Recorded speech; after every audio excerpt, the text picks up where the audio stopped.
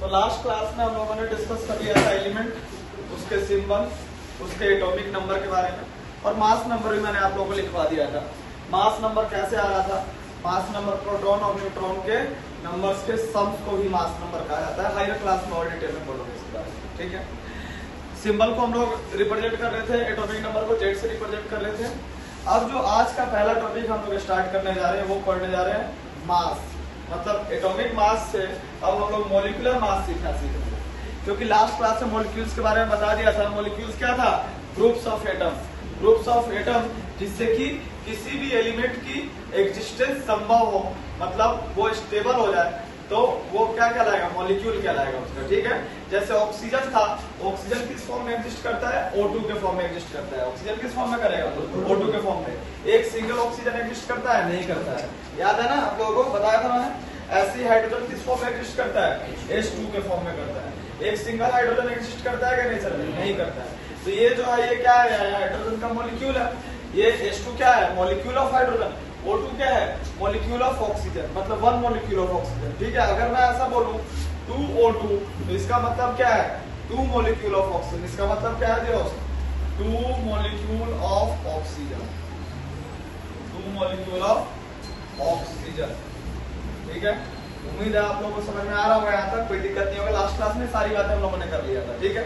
अब हेडिंग आज का हम लोग डाल दो, करने जो जा रहे हैं, क्या टॉपिक बोला था? Molecular mass. क्या करने जा रहे हैं? मॉलिक्यूलर मास, ठीक है जी। थोड़ा सा और बढ़ाते हैं इसके, हैशटैग डाल के हेडिंग डालो मॉलिक्यूलर मास। मॉलिक्यूलर मास मतलब एक मॉलिक्यूल का मास। एटॉमिक मास पता है, तो मॉलिक्यूल का भी मास उसी से निकल के आ जाएगा हमारा। और बहुत इजी कंसेप्ट है, तो पहले इसका डिफाइन लिख लो। The molecular mass of a substance is this, the molecular mass, the molecular mass of substance is, the molecular mass of substance is the relative mass, is the relative mass, is relative mass, is relative mass of its is the relative mass of its molecule as compound, of its molecule as compound, compound के रूप में जो molecule होगा उसका मास with the mass of carbon 12 atom, with the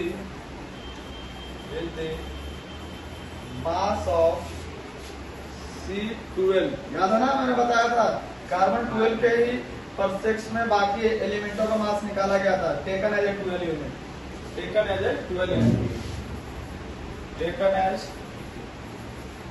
12 unit.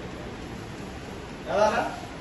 बताया था ना, carbon है C12, देखा गया कि इसको 12 टुकड़े कर दिए गए, 8 हो गए, 10 हो गए, 12 हो गए, ठीक है। तो ये 1 2 3 4 5 6 7 8 9 10 11 12, तो ये एक्चुअली में इक्वल होते हैं। मैंने थोड़ा सा फिगर ऐसे बना दिया। तो एक यूनिट का जो मास है, एक यूनिट का जो मास है वही तो 1 एटॉमिक यूनिट कहलाता है। AMU जिसको बोलते हैं, एटॉमिक मास यूनिट। इसी के कंपैरिजन में बाकी सारे एलिमेंटों का मास निकला था, और उसी से सम्स करके हम लोग किसी मॉलिक्यूल का मास निकालेंगे, ठीक है। तो ये नोट डाउन करने की जरूरत नहीं है, पीछे मैंने बता रखा है आप लोगों को, ये करने की जरूरत नहीं है। अब देखते हैं हम लोग किसी एक एग्जांपल लेते हैं और उसका मॉलिक्यूलर मास निकालने की कोशिश करते हैं, ठीक है। तो लिखो calculation of molecular mass. Heading डाल दो स्टार डाल के, calculation, calculation of molecular mass, molecular mass का कैलकुलेशन। मॉलिक्यूलर मास का कैलकुलेशन कैसे होगा? ध्यान से देखो, बहुत simple.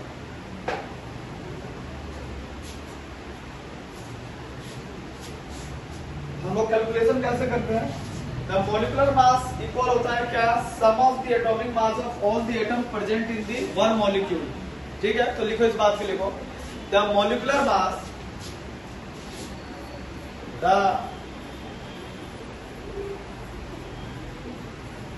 molecular mass, the molecular mass is equal to the sum of, is equal to the sum of, is equal to the sum of atomic masses of, sum of atomic masses, atomic masses of all the atoms present, all the atoms present, all the atoms present in one molecule of the substance, in one molecule of the substance, one molecule of the substance. एक substance के एक molecule का जो मास होगा वो किसके equal होगा, उसके अंदर जितने भी एटम प्रेजेंट हैं उन सारे एटम्स के मास के सम के इक्वल होगा। सम का मतलब योग के इक्वल होगा, समझ में आया। एक मॉलिक्यूल के मास किसके इक्वल होगा, उसके अंदर जो प्रेजेंट एटम है उसके मास के सम्स के इक्वल होगा, मतलब उसके जोड़ के इक्वल होगा। कैसे, जैसे एग्जांपल के तौर पे देखो H2O, H2O बहुत कॉमन एग्जांपल है। वाटर का फॉर्मूला, केमिकल फॉर्मूला वाटर का क्या होता है, H2O।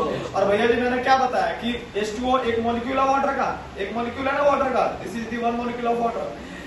मैं जा रहा हूं यहाँ पे इसका कैलकुलेट करने, क्या, molecular mass. So as we know from the definition, क्या पढ़ा हम लोगों ने कि जो मास होगा मॉलिक्यूलर मास वो किसके इक्वल होगा, उसके एटम के मास के सम के इक्वल होगा, उसके एटम के मास के सम के इक्वल होगा। तो भैया जी बताओ इस वाटर में कौन से एलिमेंट के एटम प्रेजेंट है, दो हाइड्रोजन के और एक ऑक्सीजन के, है या नहीं है, बताओ, देख के बता सकते हो। हाइड्रोजन के कितने एटम है, दो, और ऑक्सीजन के कितने एटम है, वन।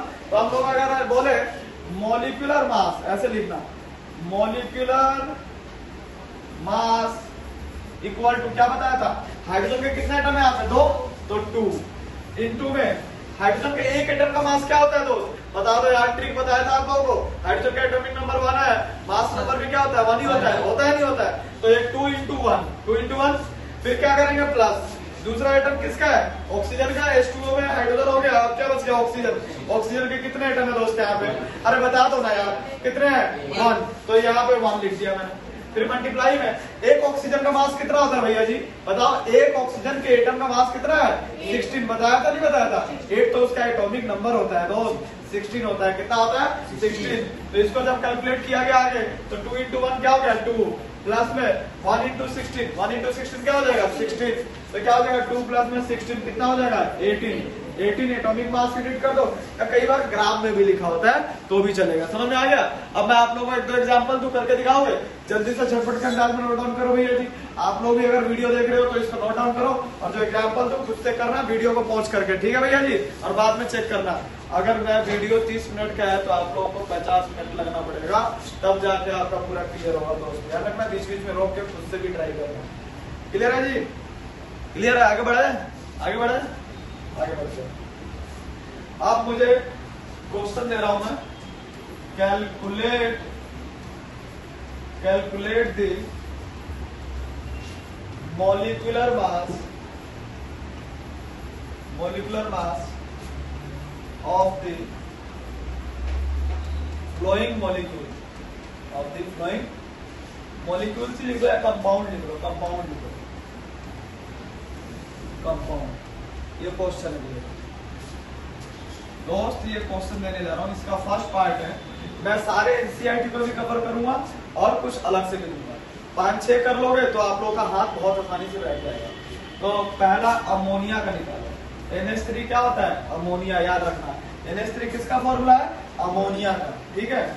दूसरा निकालो ग्लूकोज, ये सारे सुने हुए हैं, ग्लूकोज का फॉर्मूला क्या होता है, C6H12O6, ठीक है दोस्त, याद रहेगा ग्लूकोज।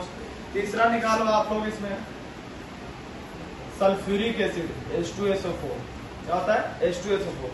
किसी का मास अगर नहीं पता हो किसी एटम का तो चार्ट बना रखा है, वहां से देख लेना आप लोग, ठीक है। हाँ, चार्ट बनवा रखा ना, पेज पलट के देख लेना, तब भी नहीं आया तो मेरे से पूछ लेना, मैं बता दूंगा। तो भैया जी फोर्थ पार्ट इसका, फोर्थ पार्ट एक और देते हैं लोग, मान लो HCl ले लिया, HCl। अब कैलकुलेट किया जाए भाई, कर दिया जाए। एक और पार्ट करो, NaCl। मैं सबका मास भी लिख दे रहा हूँ। हाइड्रोजन का मास होता है, हाइड्रोजन का होता है 1, नाइट्रोजन का होता है 14, ठीक है। ऑक्सीजन का होता है 16, सल्फर का होता है 32, सोडियम का होता है 23 और क्लोरीन का होता है 35.5। चलो इनके यूज करके जल्दी से झटपट के ध्यान में करो, जल्दी से करो आप लोग। नहीं, आप लोग भी ट्राई करते रहो भैया, ट्राई करते रहो, आप लोग भी वीडियो में बने रहो, जल्दी से झटपट के अंदाज में करते रहो। सारे करो, सारे मैं चेक करवाऊंगा, सारे करो, सारे करते रहो अपने और तरीके से करना है जैसे एग्जाम हॉल में करोगे। 1 मार्क्स का आता है क्वेश्चन, ठीक है दोस्त, जल्दी से करो।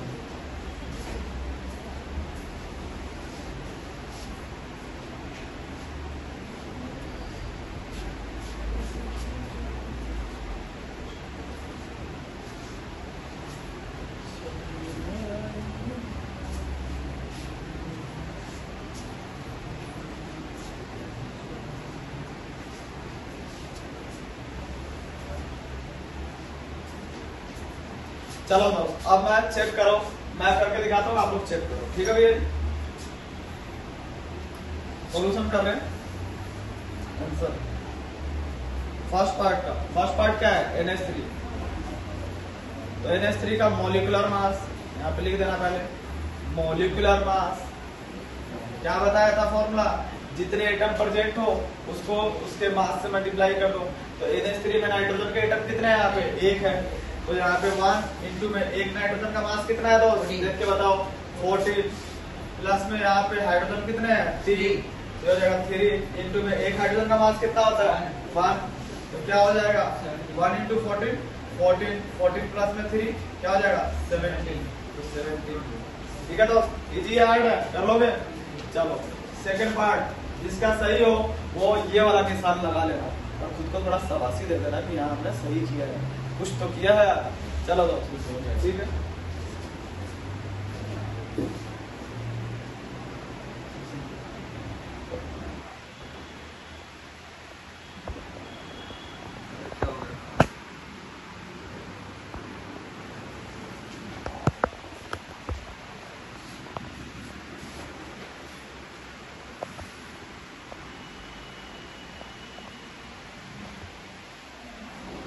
चलो भाई अगला पार्ट देखो, अगला पार्ट नेक्स्ट पार्ट क्या है C6H12O6। ये क्या होता है, ग्लूकोज होता है। C6H12O6 किसका फॉर्मूला है, ग्लूकोज का। तो इसका मॉलिक्यूलर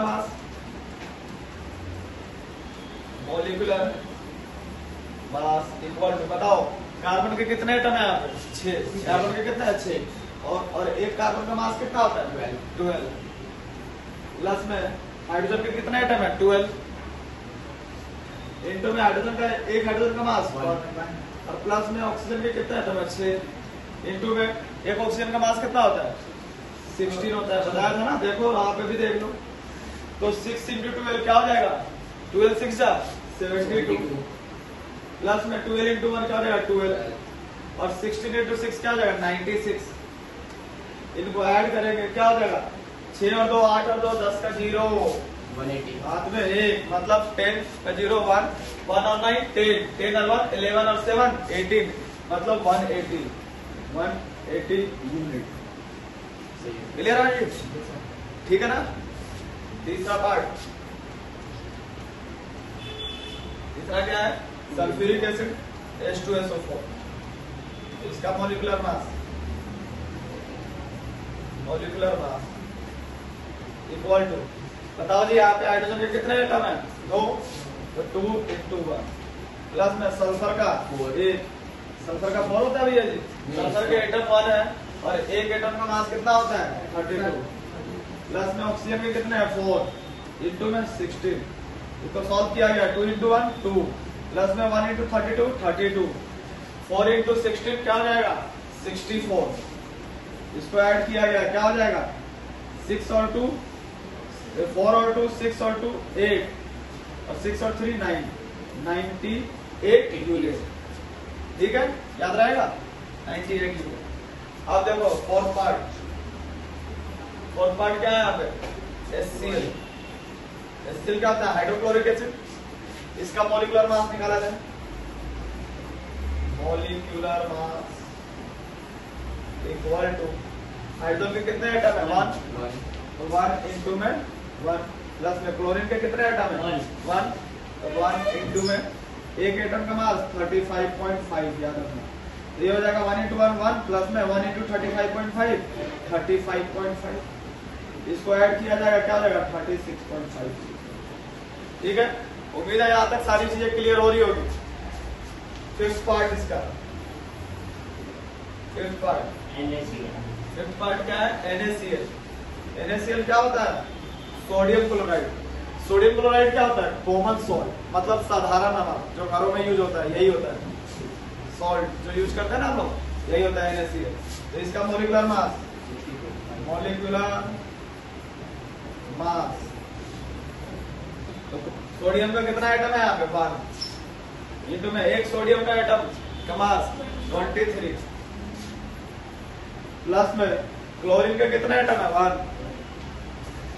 और एक क्लोरीन का मास 35.5, इसको 1 इंटू 23 करो क्या है 23 प्लस 1 इंटू 35.5 क्या हो जाएगा 35.5, इसको ऐड किया जाएगा क्या हो जाएगा 58.5। समझ आ रहा है था कोई दिक्कत बोलो, क्लियर है ना, कर लोगे ऐसे क्वेश्चन तो भैया आप लोग भी कर लिए होगे। अब मैं वर्कशीट शेयर करूंगा ग्रुप में, घर से इसको और करके लाना है। ठीक है, प्रैक्टिस जितना करोगे उतना अच्छा होते चले जाओगे। आगे बढ़ जाए, चलो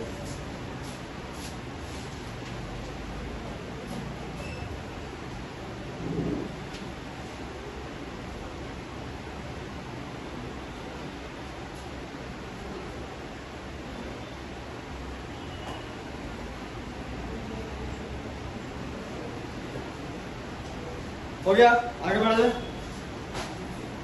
चलो भाई, अब कुछ बातें बता रहा हूं उसके बाद हेडिंग डाला। हमने याद करो पिछले क्लासों में सीखा कि एलिमेंट का जितना एटॉमिक नंबर होता है उतना ही उसके पास इलेक्ट्रॉन होता है और उतना ही प्रोटॉन होता है। और भैया ये एक बात बता दो आज आप लोग, इलेक्ट्रॉन के ऊपर कैसा चार्ज होता है पॉजिटिव। ऐसा लग रहा है सुबह सुबह बेहोशी में बैठ गया। इलेक्ट्रॉन पे नेगेटिव चार्ज होता है और प्रोटॉन पे कैसा चार्ज होता है पॉजिटिव होता है ना, positive charge proton, negative charge electron. अगर किसी एलिमेंट के एटम के पास उसके पास जितना इलेक्ट्रॉन होना चाहिए उससे अगर ज्यादा इलेक्ट्रॉन आ जाएगा बताओ तो उस एटम के ऊपर कैसा चार्ज आएगा, पॉजिटिव या नेगेटिव। नहीं समझ में आया मैंने क्या बोला। अगर कोई एटम है, मान लो क्लोरीन है भैया जी, क्लोरीन का एटॉमिक नंबर कितना है 70, मतलब कि प्रोटॉन भी कितना है 70 और इलेक्ट्रॉन भी कितना है 70, मतलब पॉजिटिव भी 70 और नेगेटिव भी 70। तो एक दूसरे को न्यूट्रल कर दिया, इक्वल हो गए। मानते हो ना इस बात को। अगर मैंने बोला जितना इसकी औकात है उससे ज्यादा इलेक्ट्रॉन इसके पास आ जाए भैया, मतलब मान लो कि एक इलेक्ट्रॉन इसके पास आ गया, जुड़ गया, प्लस हो गया, तो बताओ अब जो है ये क्लोरीन जो है उसके ऊपर प्रोटॉन तो उतना ही रहेगा, प्रोटॉन तो जुड़ा नहीं था, प्रोटॉन तो जितना उतना ही रहेगा। प्रोटॉन अब कितना है 70, लेकिन इलेक्ट्रॉन कितना हो गया दोस्त बताओ। अगर इलेक्ट्रॉन आगे जुड़ गया तो इलेक्ट्रॉन 18 हो गया ना।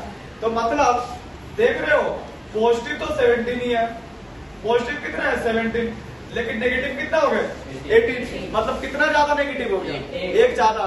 तो नेगेटिव एक ज्यादा हो गया तो अपने आप को शो करेगा, तो इसलिए इसके ऊपर कैसा चार्ज आएगा नेगेटिव। कैसा चार्ज आएगा नेगेटिव, और नेगेटिव का साइन लिखना, माइनस का साइन लिखना। बोलो हाँ ना, समझ में आया। जितना इलेक्ट्रॉन एक्स्ट्रा होगा उतना ही नेगेटिव चार्ज आयन बनेगा, और नेगेटिव चार्ज आयन को दुनिया में बोला गया एनायन। क्या बोला गया anion.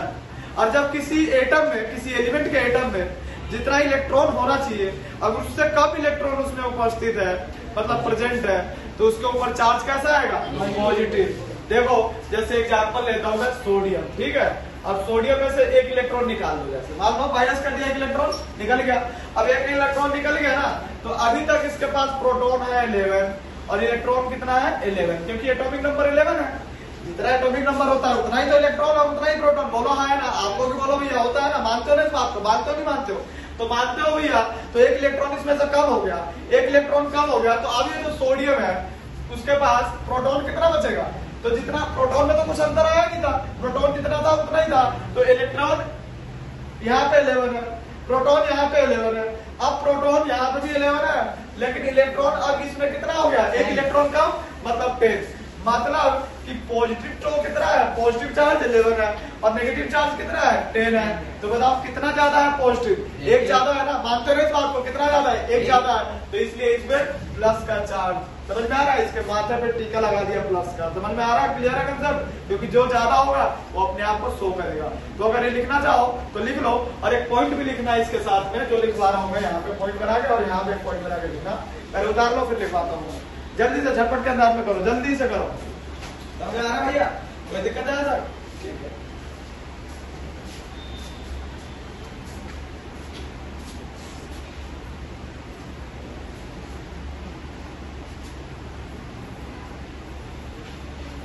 If an atom has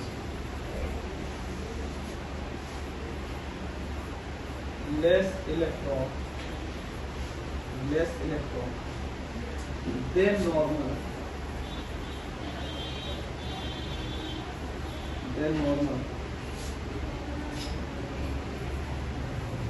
then it gets positive charge. Then it gets positive charge, जो कि इसमें लिख भी रहा है। और वही एटम के पास, if an atom has more electron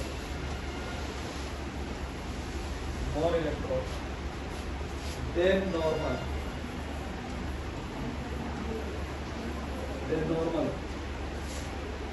then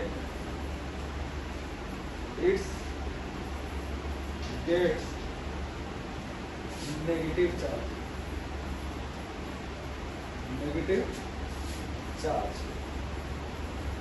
बोलो भैया जी, क्लियर है? था तो अब इसी आधार पे मैं एक टॉपिक स्टार्ट करने जा रहा हूँ जिसका नाम है आयंस। तो आयंस के दो बेटे हुए, कितने बेटे हुए? दो। एक जिसके ऊपर पॉजिटिव चार्ज हो, एक जिसके ऊपर नेगेटिव चार्ज हो। तो पॉजिटिव चार्ज वाले को बोला गया कैटायन और नेगेटिव चार्ज वाले को बोला गया एनायन। ठीक है भैया जी, आगे बढ़े। नोट डाउन हो गया क्या? आप लोगों को नोट डाउन हो गया क्या? कमेंट करके बता दो हो गया हो तो।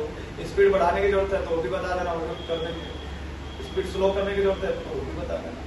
चलो भाई जल्दी जल्दी करो।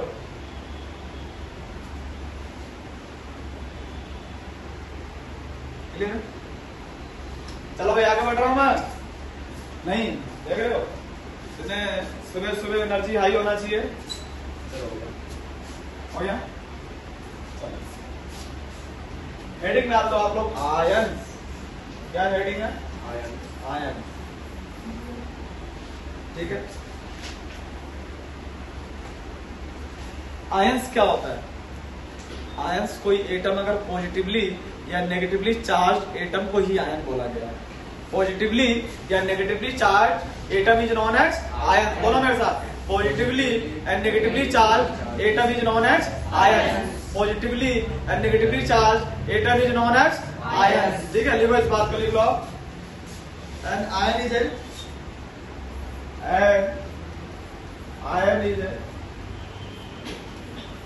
पॉजिटिवली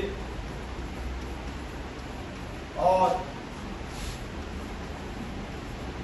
नेगेटिवली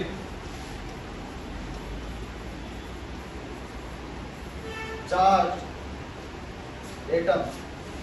एटम हो सकता है, ग्रुप ऑफ एटम भी हो सकता है, ग्रुप ऑफ एटम भी हो सकता है। क्लियर है भैया जी? यहाँ तक क्लियर है? बोलो हाँ ना, जल्दी से बोलो। आप पॉजिटिवली चार्ज आयन और नेगेटिवली चार्ज आयन का अलग अलग नाम है। तो एटम के कितने बेटे? एटम के दो। एटम के कितने बेटे बताओ भैया जी? दो। एक होता है कैटायन, एक क्या होता है? कैटायन। और एक होता है एनायन। एक होता है एनायन। अब एक एनायन मतलब पॉजिटिव चार्ज वाला, एनायन मतलब नेगेटिव चार्ज वाला, ठीक है। जिसके ऊपर नेगेटिवली चार्ज होगा वो एनायन है, जिसके ऊपर पॉजिटिव चार्ज होगा वो होगा कैटायन। तो अब हम देखेंगे, पहला हेडिंग डाल दो, एक नंबर डाल के कैटायन, हेडिंग डाल दो कैटायन। मैं ये बार बार बोल दे रहा हूँ कि पॉजिटिव चार्ज, और हमें पता है केमिस्ट्री में दोस्त चार्ज का मतलब मुसीबत होता है। चार्ज का मतलब क्या होता है? मुसीबत। इस दुनिया में सारे ऑब्जेक्ट जो है ना, या जितनी भी चीजें हैं, हम भी हैं, हम स्टेबल होना चाहते हैं, चाहते नहीं चाहते? बोल दो है ना। तो ये अपने मुसीबत क्यों बोल ले रहा है? क्यों अपने आप के ऊपर पॉजिटिव चार्ज या नेगेटिव चार्ज क्रिएट करवाएगा? तो उसके पीछे की वजह को समझते हैं।